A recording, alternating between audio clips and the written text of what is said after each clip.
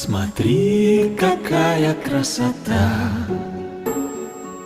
ей невозможно наглядеться.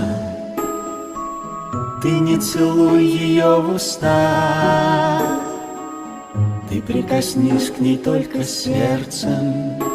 Смотри, какая чистота, ее ничто не очерняет. Наивность белого листа от пустословия спасает.